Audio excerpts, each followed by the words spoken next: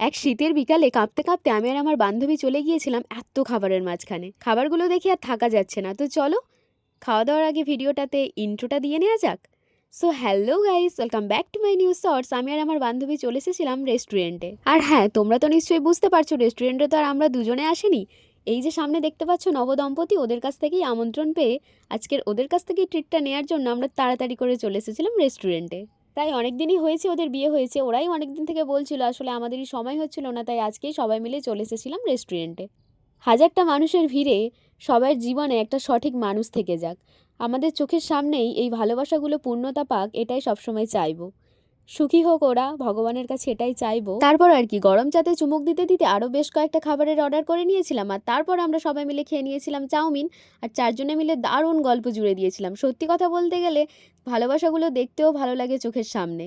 So তারপর আমাদের গল্প আড্ডাটা বেশ জমে ওঠার পরে আমাদের খাওয়া দাওয়া শেষ হয়ে গিয়েছিল, আর আমরা সবাই মিলে চলে আসছিলাম বাড়ির দিকে। হালকা হালকা শীত, সাথে ধোঁয়া ওঠা গরম চা এবং চাউমিন আর পকোড়া, আর চারিদিকের লাইটিং আর অ্যাম্বিয়েন্সটাও দারুণ ছিল। সব মিলিয়ে আজকে সন্ধ্যাটা বেশ ভালোই কেটেছিল।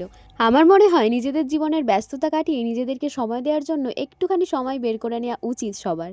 সো চলো এখন আমরা বাড়িতে যাই, আর তোমরা আরও ভিডিওর জন্য সাবস্ক্রাইব করে দিও। বাই বাই, খুব তাড়াতাড়ি দেখা হচ্ছে নেক্সট একটা শর্টসে। টাটা।